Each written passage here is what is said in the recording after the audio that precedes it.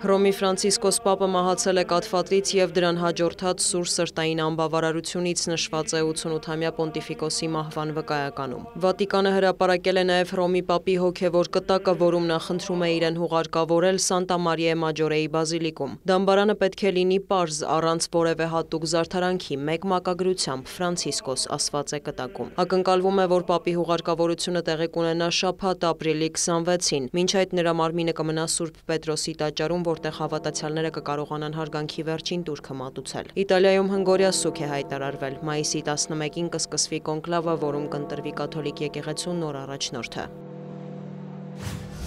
Քաղաքացիական օբյեկտներին հարվածները դադարեցնելու ուղղությամբ Մոսկվա-Կիև բանակցությունների հստակ ծրագրեր չկան, հայտարարել է Կրեմլի խոսնակը։ Դմիտրի Պեսկովը հավելել է, կա միայն Վլադիմիր Պուտինի հաստատումը, որ Մոսկվան պատրաստ է քննարկել դա, հաշվի առնելով Զատկի զինադադարի փորձը։ Հարկավոր է հասկանալ, արդյոք Կիևը կգնա այդ քայլին, նշել է Պեսկովը։ Նրա խոսքով Ռուսաստանի նախագահը պատրաստ է ուկրաինական կողմի հետ քննարկել քաղաքացիական օբյեկտները չթիրախավորելու հարցը։ Կրեմլի խոսնակը տեղեկացրել է, որ Մոսկվան շարունակում է շփումները Միացյալ Նահանգների հետ տարբեր խողովակներով։ Նա հավելել է, որ Կրեմլը ծանոթ չէ Միացյալ Նահանգների նախագահի խաղաղության ծրագրի բովանդակությանը։ Ռուսաստանի նախագահի օգնականն էլ տեղեկացրել է, որ Դոնալդ Թրամփի հատուկ բանագնաց Սթիվ Ուիտկոֆը, որն օրերս հանդիպել էր Վլադիմիր Պուտինի հետ, այս շաբաթ կրկին պատրաստվում է մեկնել Մոսկվա։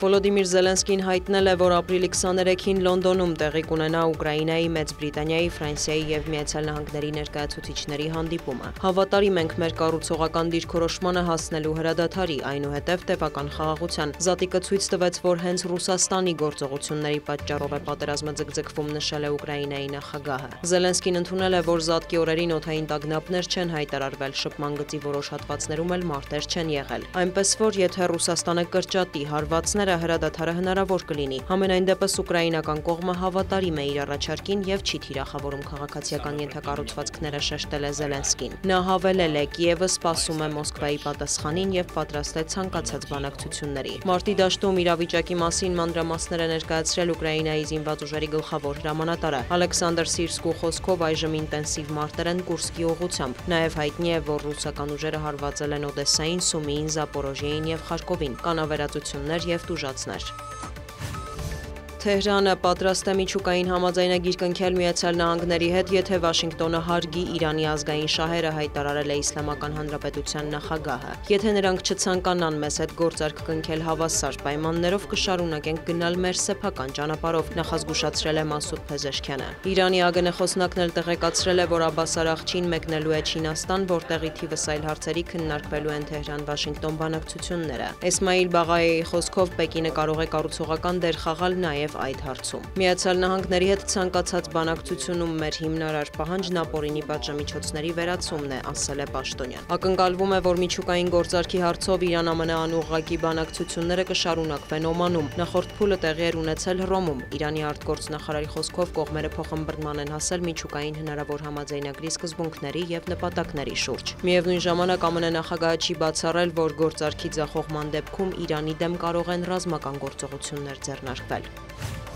Միացյալ Նահանգների նախագահը հայտարարել է, որ Վաշինգտոնի և Թեհրանի բանակցությունները լավ են ընթանում։ Դոնալդ Թրամփի խոսքով, սակայն դեռ ժամանակ է պետք հասկանալու ինչպիսին կլինի արդյունքը։ Նա անդրադարձել է նաև ռուս-ուկրաինական հնարավոր կարգավորմանը։ Ռուսաստանի ու Ուկրաինայի պատվիրակությունների հետ Վաշինգտոնի ներկայացուցիչների վերջին հանդիպումները շատ արդյունավետ են եղել, շեշտել է ԱՄՆ նախագահը։ Թրամփը խոստացել է դրանց մասին մանրամասներ հաղորդել առաջիկա 3 օրվա ընթացքում։ Սպիտակ տան ղեկավարը հույս է հայտնել, որ Մոսկվան և Կիևը կարգավորման շուրջ համաձայնության կհասնեն այս շաբաթ։ Թրամփը նշել է, որ գործարքից հետո երկու երկրներն էլ կարող են մեծ բիզնես վարել Միացյալ Նահանգների հետ և լուրջ գումարներ աշխատել։